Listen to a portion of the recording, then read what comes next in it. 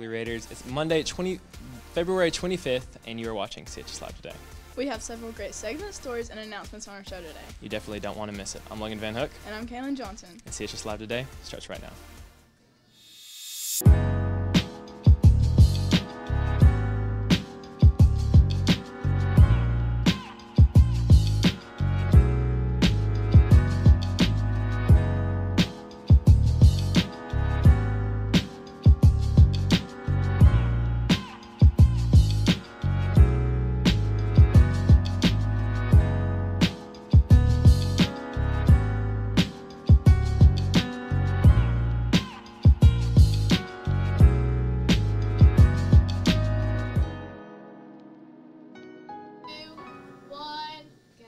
Welcome back to CHS. As we said before, we have a great show planned for you today. That's right. And to start off today's show, Jonathan Murray headed out to Lee University to try and find some activities for you guys to do in your free time. Let's take a look. Lee University offers a lot of things to do, not just for their students and alumni, but also for the general public as well. And I'm sure many of you have come to Lee University and watched their basketball games or the baseball games, but they also have a lot of musical events you can come to.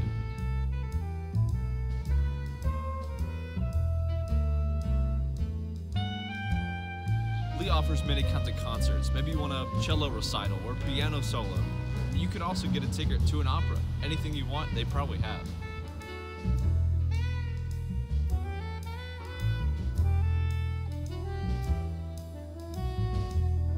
All the concerts at Lee take place at various locations around campus, like the Conn Center, the Dixon Center, or the Squires Recitals Hall.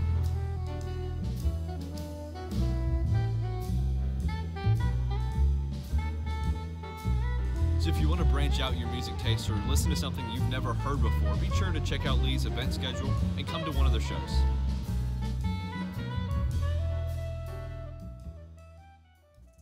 Thanks, Jonathan, for that segment.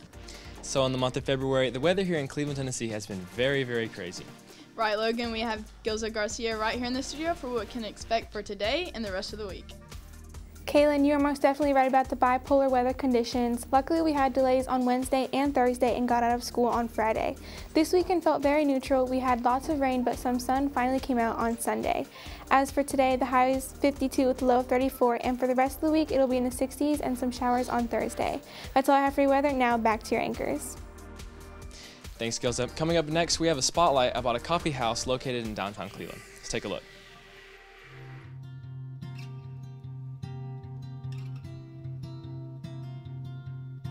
The Mill Coffee is a coffee shop located in downtown Cleveland.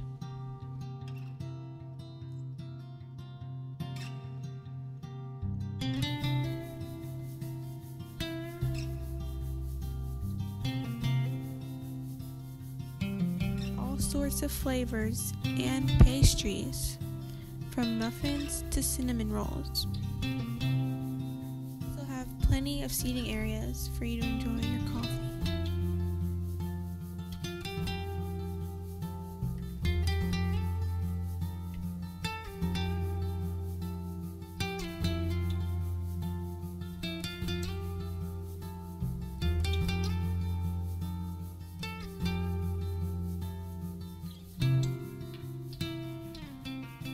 Gilza Garcia, CHS Live.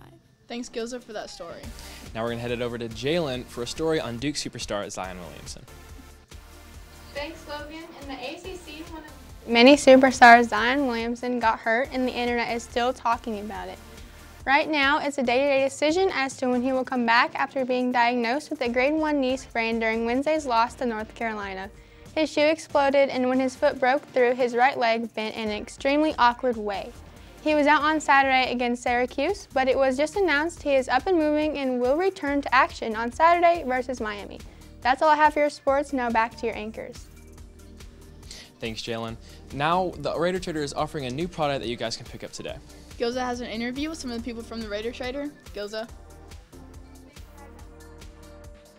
Some questions for the Raider Trader cups. So tell us what these cups are. These are Raider Cup teacups. They are sold in the Raider Trader.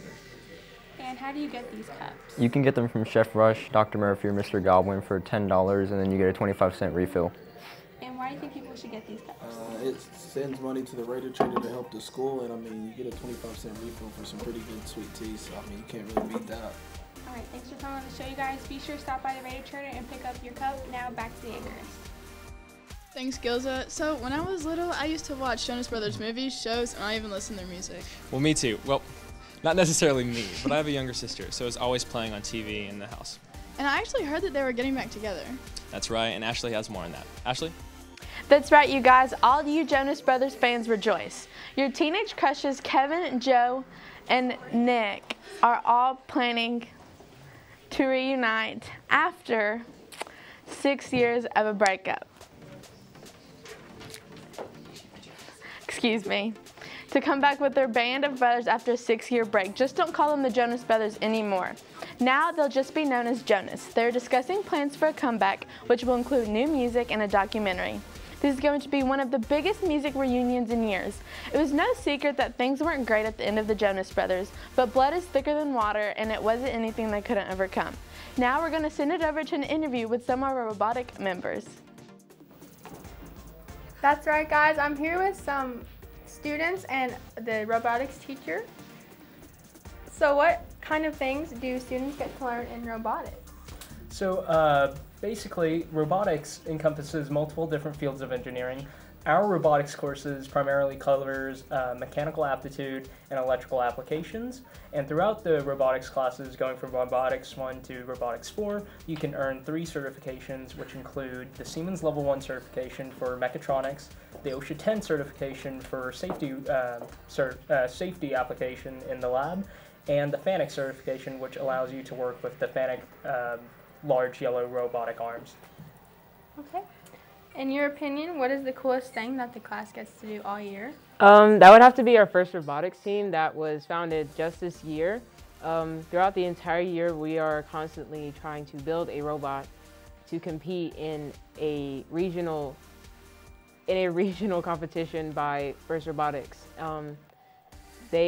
The students in this club are amazing. They are constantly trying to perfect their craft and to try to make this robot work because it is their project and it gets to be viewed in a stadium full of people that are as equally passionate about robots. And right now we're trying to work on our t-shirt designs and our trailer designs, and so it's just everything happens pretty fast in one day.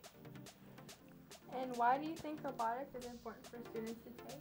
I think it's a really important class and club because I think it gives some really hands-on applications for troubleshooting and problem solving. And the one thing we hear the most from employers and HR reps in our industry and in our Cleveland community is that they really want students that are coming out of high school that aren't scared to solve problems and aren't scared to really get themselves in the middle of an issue and get down to the reason on what's going on and to address the problem and fix it. This is probably the most hands-on application for being able to document the problems that are going on and improve designs. And it's a continuing process, and it's been really cool to let our students really explore that in our lab and also in the club. So.